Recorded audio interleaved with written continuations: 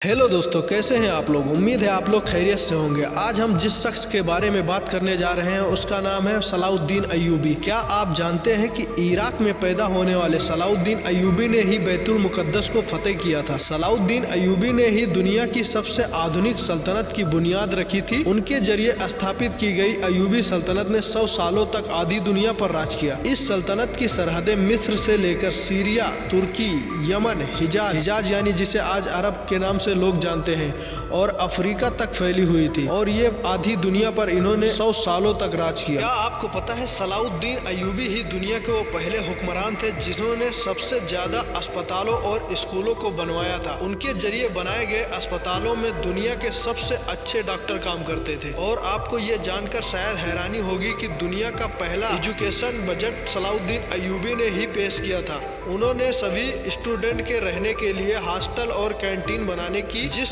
चीज की शुरुआत की थी उसे आज पूरी दुनिया में उसी तरह इस्तेमाल किया जाता है। सलाउद्दीन अय्यूबी ने कभी आदमी और आवाम का पैसा खुद पर खर्च नहीं किया, यहाँ तक कि उन्होंने अपनी जिंदगी में कभी रेशमी कपड़े तक नहीं पहने। इतनी बड़ी सल्तनत का मालिक होने के बावजूद सुल्तान सलाउद्दीन अय्यूबी ने अपनी पूरी जिंदगी एक टेंट में गुजार दी। यानी जैसे आप लोग उस्मान में कबीले देखते हैं, ऐसे ही टेंट में उन्होंने गुजार दी अपनी पूरी जिंदगी। सुल्तान सलाउद्दीन अय्यूबी को इतिहास का सबसे न्याय करने वाला बादशाह कहा जाता है।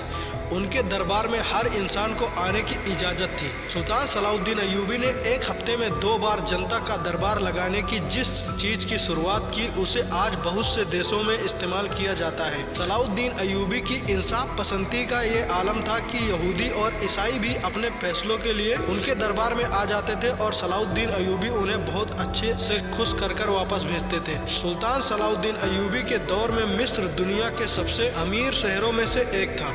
उनकी हुकूमत में काहिरा और दमिश्क के अस्पतालों में दुनिया भर से लोग इलाज के लिए आते थे। दुनिया के मशहूर वैज्ञानिक एडलार्ड ने साइंस की शिक्षा मिस्र और सीरिया में ही हासिल की थी। आपको ये जानकर हैरानी होगी कि सुल्तान सलाउद्दीन अय्यूबी के जरिए बनाई गई सल्तनत अय्यूबिया में ही आंखों के इलाज पर सबसे ज्यादा रिसर्च की गई। मोतियाबिंद का सबसे अच्छा इलाज उसी सल्तनत के दौरान हुआ था।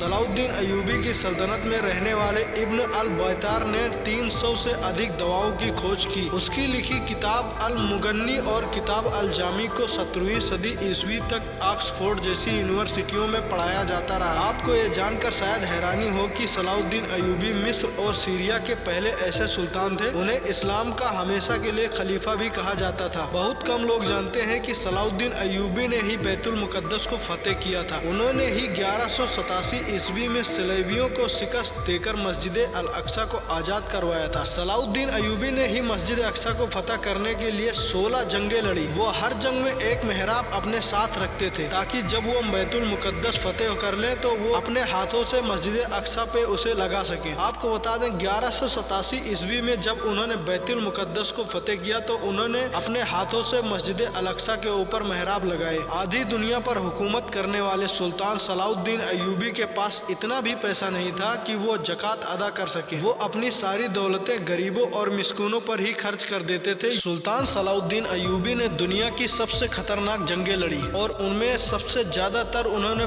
फतेह हासिल किया। उन्होंने दुनिया की सबसे बड़ी सलेबी फौज को शिकस्त दी। इस फौज की ताकत का अंदाजा आप इस बात से लगा सकते हैं कि इसमें दुनिया भर के उस समय पर 6 लाख ईसाई शामिल हुए थे और यहाँ भी सुल्तान सलाउद्दीन अय्यूबी ने फतेह हासिल किया था। सलाउद्दीन अय्यूबी शुरुआती दिनों में नूरुद्दीन जंगी के फौजी कमांडर थे, लेकिन 1164 ईस्वी में उन्होंने जब मिस्र को फतेह किया तो नूरुद्दीन जंगी ने उन्हें मिस्र का शासक बना दिया। फिर सलाउद्दीन अय्यूबी की सल्तनत का दायरा फैलता ही चला गया, यहाँ तक कि सऊदी अरब से लेकर इराक, शाम, सूडान, तुर्की और अफ्रीका तक का पूरा इलाका सलाउद्दीन अय्यूबी के कब्जे में आ गया। सुल्तान सलाउद्दीन अय्यूबी ने सलेबियों से लगातार 12 सालों तक जंग लड़ी। उन्होंने जंगे हित्तीन में अपने 12,000 सिपाहियों की मदद से सलेबियों के 63,000 लश्कर को खाक में मिला दिया था। सलाउद्दीन अय्यूबी की इंसाफ पसंदी के दुश्मन भी कायल थे। उन्होंने बैतुल मुकद्दस को फतेह करने के बाद ईसाइयों और यहूदों को मारा नहीं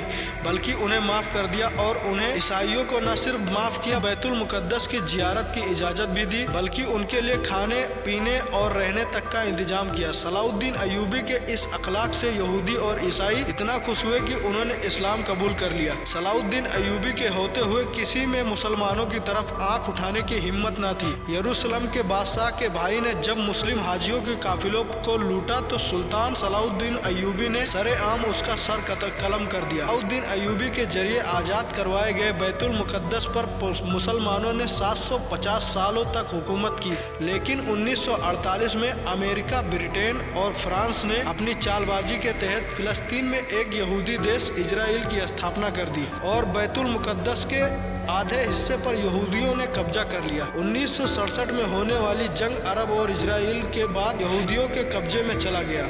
बैतुल मुकद्दस मुसलमानों का किबले अव्वल था। मुसलमान पहले इसी की तरफ मुंह करके नमाज पढ़ते थे। हजरत मोहम्मद सल्लल्लाहु अलैहि वसल्लम ने यहीं से मेराज का रास्ता तय किया था और मस्जिद अक्सा में ही तमाम नबियों ने इमामत भी की थी, इसीलिए यह मुसलमानों के लिए सबसे ज़्यादा अहम है। सलाउद्दीन अय्यूबी ने अपनी पूरी ज़िंदगी मैदान जंग में ही गुजार दी। उन्होंने 100 से ज़्यादा जंगें लड़ी और ज़्यादातर में वो फाते रहे। इसीलिए सलाउद्दीन अय्यूबी को इस्लाम के हीरो के रूप में जाना जाता है। बहुत कम लोग ही जानते होंगे कि सलाउद्दीन अय्यूबी हाफिज कुरान भी थे। उन्होंने मात्र 15 साल की उम्र में ही कुरान हिफ्ज कर लिया था। सलाउद्दीन अय्यूबी तकरीर में पैदा हुए थे। ये वही शहर था जहाँ बाद में सद्दाम हुसैन जैसा शेर पैदा हुआ। सलाउद्दीन अय्यूबी को इस्लामी इतिहास का हीरो कहा जाता है। ऐसी ही जानकारी के लिए हमारे चैनल को सब्सक्राइब जरूर कर लें।